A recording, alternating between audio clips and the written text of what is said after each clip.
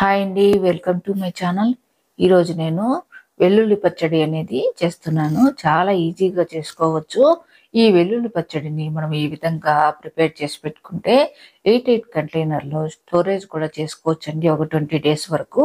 తప్పకుండా ట్రై చేయండి. ఏ టిఫిన్స్లోకైనా చాలా సూపర్గా ఉంటుంది. అదేవిధంగా వేడివేడి అన్నంలో కొద్దిగా నెయ్యి వేసుకొని తిన్నా కూడా చాలా బాగుంటుంది. ముందుగా స్టవ్ ఆన్ చేసుకునేసి లో ఫ్లేమ్ పెట్టుకొని ప్యాన్ పెట్టుకునేసి 5 టేబుల్ స్పూన్లు ఆయిల్ వేసుకున్నాను.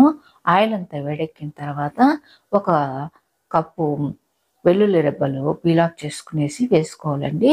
ఈ వెల్లుల్లి రెబ్బలను మనం ఆయిల్లో బాగా వేయించుకోవాలి. మంచి అరోమా అనేది వస్తుంది. తర్వాత కారం కోసం మనము ఎండుమిరపకాయలు 10 నుండి 15 వరకు తీసుకోవచ్చండి. నేను ఒక 10 వరకు తీసుకున్నాను. ఎందుకంటే ఎండుమిరపకాయలు కొద్దిగా కారంగా ఉన్నాయి కనుక నేను ఒక 10 వరకు తీసుకునేసి వాటిని కూడా ఈ ప్యాన్లో వేసుకునేసి బాగా వేయించుకోవాలి.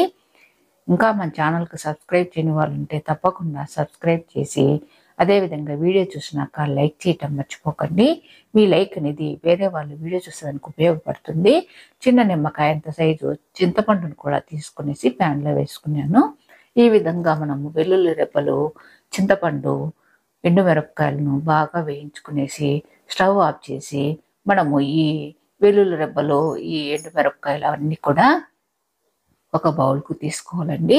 అవంతా చల్లారిన తర్వాత మిక్సీ జార్లో వేసుకునేసి టేస్ట్ తగ్గట్టుగా సాల్ట్ వేసుకునేసి కోర్స్గా బ్లెండ్ చేసుకోవాలి. ఎందుకంటే మనము ఈ వెల్లుల్లి పచ్చడి వేడివేడి అన్నంలో కానీ టిఫిన్లో కానీ తినేటప్పుడు పంటికి తగులుతూ చాలా టేస్టీగా ఉంటుందండి వెల్లుల్లి రెబ్బలు. కాబట్టి మనం కోర్స్గా బ్లెండ్ చేసుకునేసి పక్కన పెట్టేసుకోవాలి. మళ్ళా స్టవ్ ఆన్ చేసుకునేసి మీడియం ఫ్లేమ్ పెట్టుకునేసి మనము ఈ వెల్లుల్లి రెబ్బలను అంతా కూడా బాగా వేయించుకున్నాం కదండి.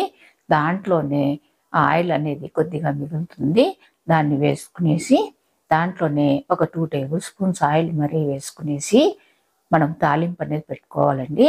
ఆవాలు, జీలకర్ర, ఎండుమిరపకాయలు ఒక 2 కట్ చేసి వేసుకునేసి వెల్లుల్లి రెబ్బలు ఒక 20 వరకు వేసుకున్నాను. వాటిని కూడా బాగా వేయించుకునేసి తర్వాత మనం కోర్సుగా బ్లెండ్ చేసుకున్న వెల్లుల్లి పచ్చడిని కూడా వేసుకునేసి 1/2 స్పూను పసుపు కూడా వేసుకోవాలండి.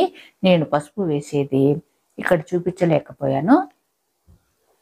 ఈ విధంగా మనం పసుపు కూడా వేసుకునేసి మనం వేసిన ఆయిల్ అంతా కూడా పైకి అనేది రావాలండి. ఎందుకంటే ఇది ఒక 20 డేస్ వరకు కూడా స్టోరేజ్ చేసుకోవచ్చు. ఈ విధంగా మనం అంతా పచ్చడిని అంతా కూడా బాగా వేయించుకునేసి స్టవ్ ఆఫ్ చేసి చల్లారిన తర్వాత మనం 8 కంటైనర్లో పెట్టుకున్నామంటే మనం బయట పెట్టినా కూడా ఒక 10 to 20 డేస్ వరకు ఉంటుందండి. అదే ఫ్రిడ్జ్లో పెట్టుకున్నామంటే ఒక నెల వరకు కూడా ఉంటుంది. తప్పకుండా ట్రై చేయండి. వెల్లుల్లి అనేది హెల్త్కి చాలా మంచిదండి. కొలెస్ట్రాల్ అనేది తగ్గిస్తుంది. తప్పకుండా ట్రై చేయండి. ఈ వెల్లుల్లి కారం అనేది వేడివేడి అన్నంలో కానీ అదేవిధంగా మనము టిఫిన్స్లో కానీ ఇది చాలా బాగుంటుందండి. తప్పకుండా ట్రై చేయండి. Thank you very much.